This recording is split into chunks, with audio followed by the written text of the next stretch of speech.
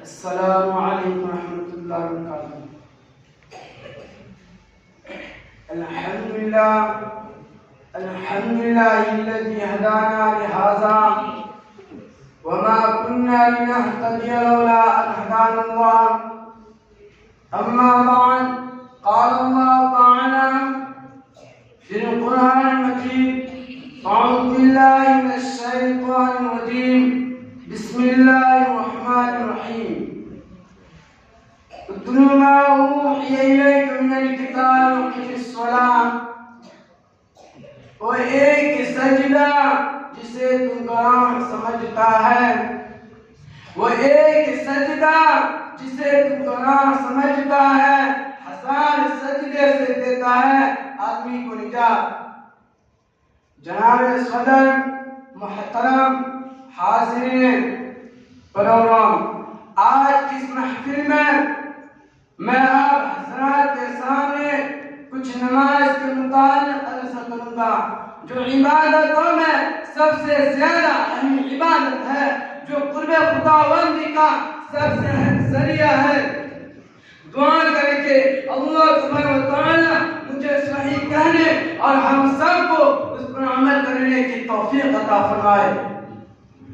حضرات، جب قیامت قائم ہوگی، حشر کا میدان ہوگا اور تمام دنیا کے اولین اور آخرین کا اجتماع ہوگا، ہر شخص عجیب کیفیت میں مبتلا ہوگا، ہر انسان کی پیشانی اور حالت ہوگی، نفسی کا عالم ہوگا۔ قرآن نے اس کا نقشہ عجیب انداز اور اچھے طرز سے کھینچا۔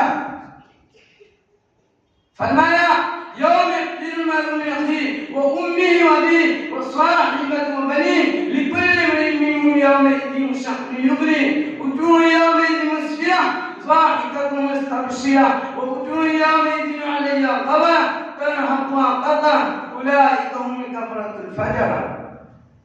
یعنی وہ دن ایسا ہوگا جس دن بھائی سے جدا ہوگا، بیٹی ماں سے بھاگے گی، باپ بیٹے سے نفرت کرے گا، شوہر بیوی سے الگ تھلگ ہوگا، بیوی اپنے شوہر سے کچھ دور بھاگے گی۔ غرض اسی دن ہر انسان میں ایک شان بے نیازی ہوگی، ہر شخص بے چینی و گھبراہٹ کے عالم میں مبتلا ہوگا۔ حق جل مجدہ کی جانب سے ارشاد ہوگا کہ آج یہاں نہ تمہاری جائیداد کم آئے گی، نہ تمہارے محلہ تمہیں بچا سکیں گے، نہ تمہارے دوست و احباب کا جمع غفیر بچا سکے گا۔ آج تو صرف اور صرف تمہارے اعمال کم آئیں گے، تمہاری دیانت و امانت، تمہاری صداقت و روحانیت آج تمہیں اس یوم الجزا سے بچا سکے گی۔ دوستو، ان تمام اعمال میں سے بھی سب سے پہلے نماز کا سوال کیا جائے گا، پوچھا جائے گا: ہم نے تمہیں تندرستی و صحت عطا کی تھی، تم نے اسے نماز کے لیے استعمال کیا نہیں؟ یقیناً نماز ایک اہم ترین عبادت ہے اور دین کا اہم ستون ہے۔ ایک حدیث میں نبی کریم صلی اللہ علیہ وسلم نے ارشاد فرمایا ہے کہ نماز دین کا ستون ہے۔ جس نے نماز کو قائم کیا اس نے دین کو قائم رکھا، جس نے نماز کی پرواہ نہ کی تو دین سے بھی پرواہ ہو گیا۔ کفر اور اسلام کے درمیان نماز یہ حد فاصل ہے۔ حضرات، نماز کی اہمیت کا اندازہ اس بات سے بھی لگایا جا سکتا ہے کہ بیماری میں بھی نماز موت نہیں ہے۔ اگر کوئی شخص کھڑے ہو کر نماز نہیں پڑھ سکتا ہے تو وہ بیٹھے بیٹھے نماز ادا کر لے، اگر بیٹھ کر نماز نہیں پڑھ سکتا تو لیٹے لیٹے نماز پڑھے۔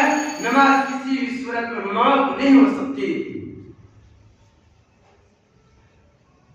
آئیے ہم عہد کریں، انشاءاللہ نمازوں کا اہتمام رکھیں گے، پنج وقت خدا کے دربار میں اپنی پیشانی کو جھکایا کریں گے۔